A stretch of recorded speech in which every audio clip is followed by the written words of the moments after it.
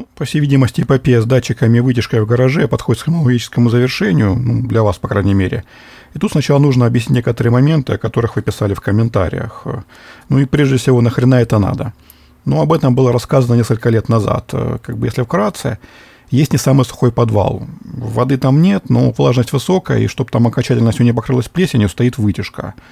Вытяжка стоит с двумя датчиками, внутри и снаружи. Ну, как бы логика простая. Измеряем температуру и влажность, и при помощи одной особой формулы вычисляем количество воды в воздухе. Ну, как бы если в подвале ее больше, то включаем вентилятор. Ну, как бы метод проверенный и работает. Ну, да, конечно, реализация могла быть и попроще. Ну, просто там все вместе нагорожено, и с освещением управления, и все вместе. Дальше. Почему не Modbus, а передача по RS-485 просто текстом с JSON? Ну, я как бы просто не уверен, на чем оно будет все делать, что будет этим всем делом управлять. Ну, как бы мысли были сделать на Pico. Вот для нее даже купил вторую Pico китайскую. Либо на чем-то вот таком вот. Ну, то есть писать все на скриптах. И еще нужно много уартов. Нужен уарт на датчике на RS-485, нужен уарт на LoRa модуль, на уарт на энергомонитор. Хотя я сейчас вот отлаживаю код на Uno с программным сериалом, и он работает стабильно. Возможно, кстати, на нем и останется, по крайней мере, временно. Еще момент передачи всего на MQTT. Есть как бы мысли подключить просто LoRa модули к шине с датчиками и забирать данные так. Да, кстати, я в Китае нашел датчик температуры и влажности с Modbus. Ну, не знаю, нашел бы раньше, было бы на Modbus.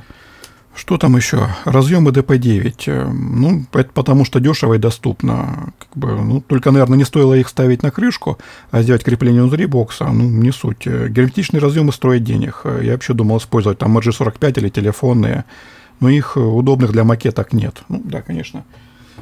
Самый логичный способ использовать подобные колодки, ну, в итоге получается каша из проводов. Ну, да, конечно, DP9 это не лучший выбор, но доступный.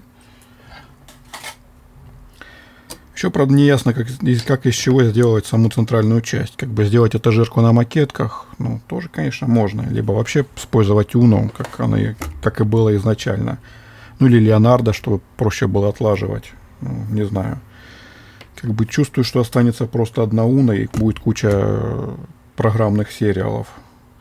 Что сейчас что-то переписывать сейчас на Poco или на Lua. Ну, вообще удохаться с этим. Сейчас еще нужно сделать саму аппаратную часть. Ну, да, на макетках, скорее всего. Код уже почти готов, ну, основная его часть, есть что показать, так сказать. Ну, в любом случае, не думаю, что вы будете его в точности повторять с радиомодулями C4432. Ну, я думаю, более интересен сам процесс работы.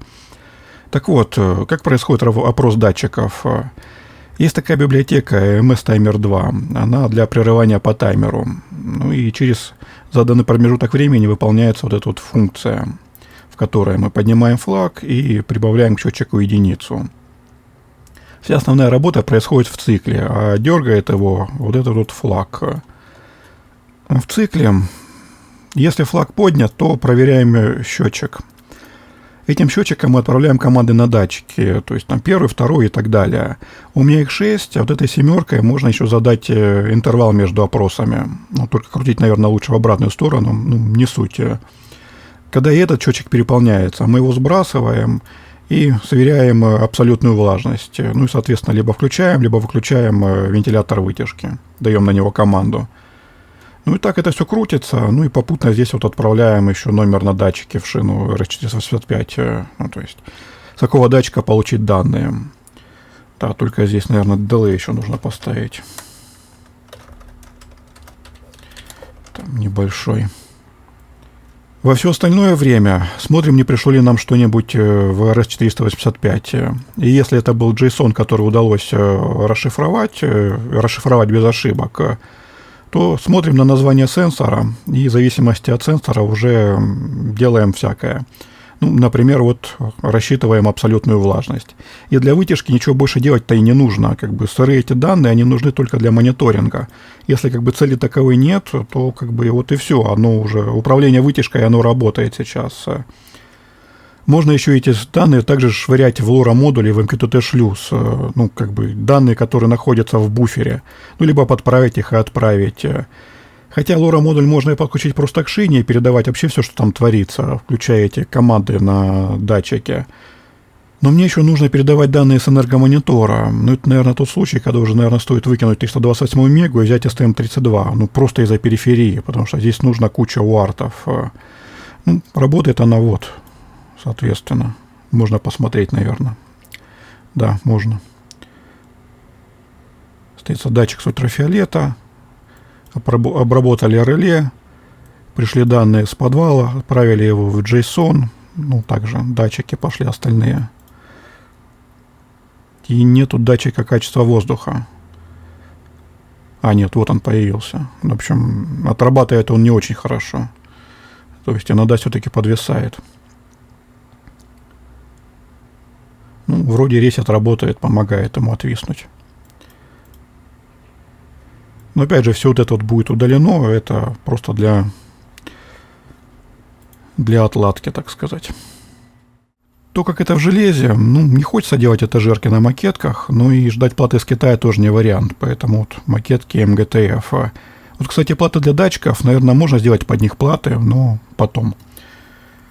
Я думаю, все это будет работать на вот такой вот Arduino Leonardo.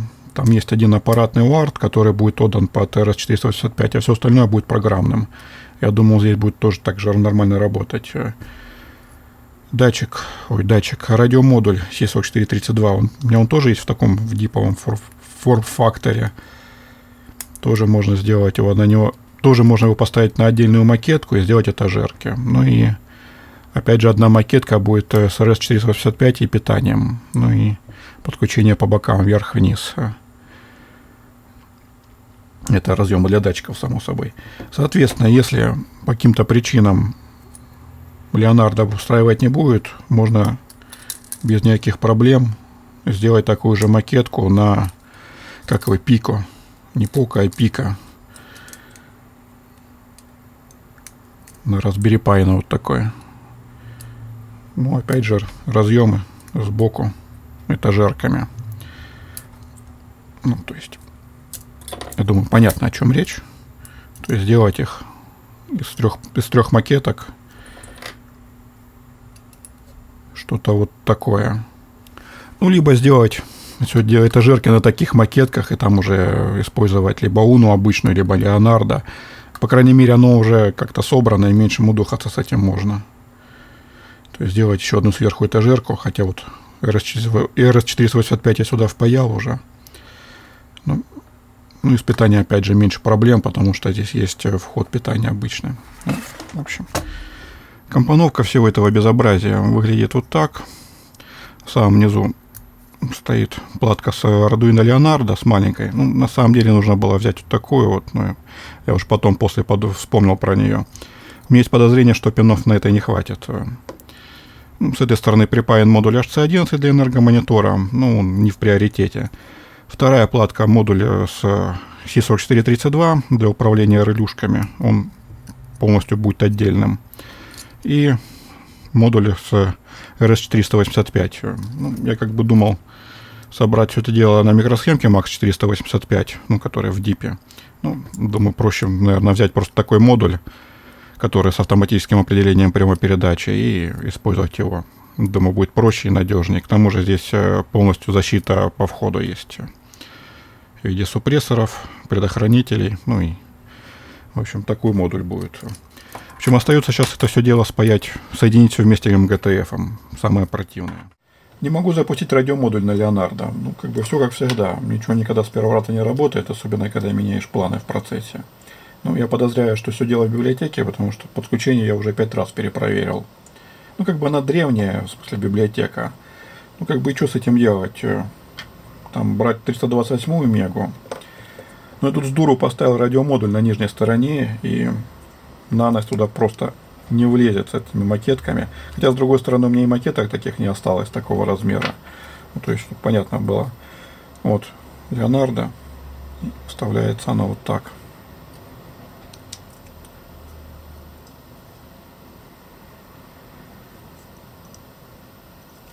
Соответственно, если ставить нано, она упрется или в сам радиомодуль, или в стабилизатор на 3,3 вольта, эти два конденсатора.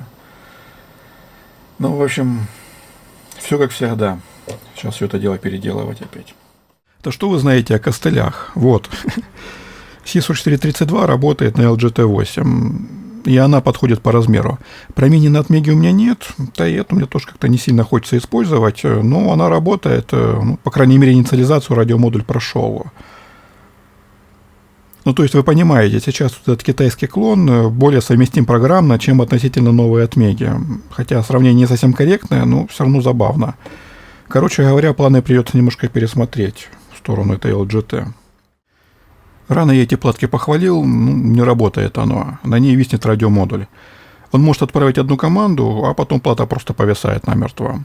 Причем, если залить сюда код, указав, что плата, которая больше похожа на клон, где 32-ногая микруха, радиомодуль работает, но не работает UART, и микросхемка дико греется.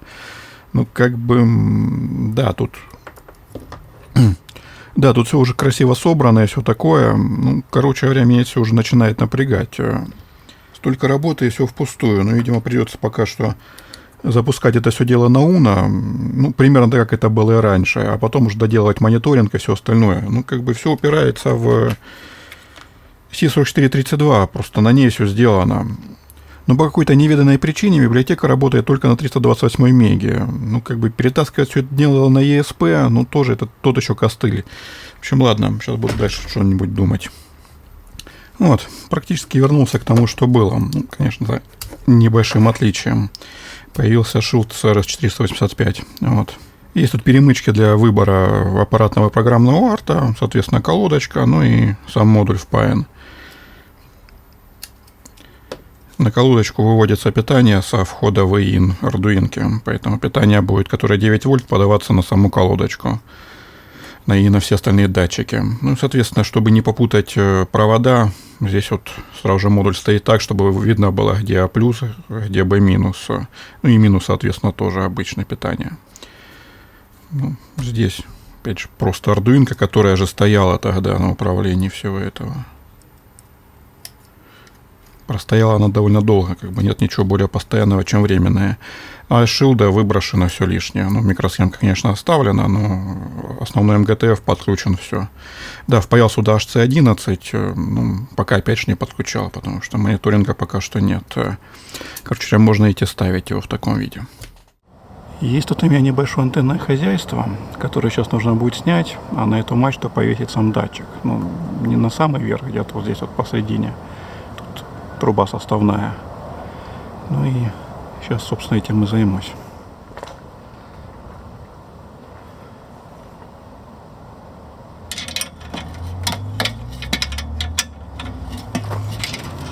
Да, блин, вовремя дождь пошел, просто.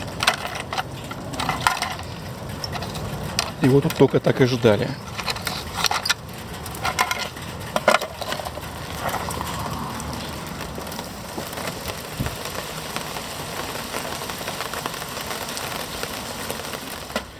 Так, ну и так, как вы, наверное, уже догадались, свой адаптер с точкой доступа. Про POI адаптер я когда-то уже давно рассказывал. Смотрим, что у него там внутри хоть стало с ним. В принципе, как был, так и остался. Можно использовать дальше.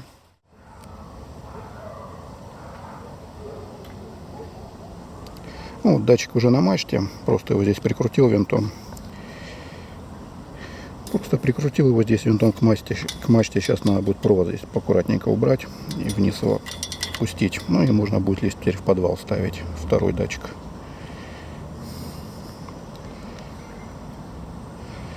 Ну, выглядит он примерно вот так. Ну, да, антенное хозяйство я отсюда все снял. Да, ну это, конечно, да, весело, блин. Еще думал, что это диоды туда повыкусывать, но как-то пропустил я этот момент. Придется теперь завтра залезть туда, блин, потому что это иллюминация. Да, она, конечно, забавна, но я думаю, она слегка привлекает внимание к этой коробочке. Да, я же уже запустил всю эту красоту. Вот и первый тестовый запуск.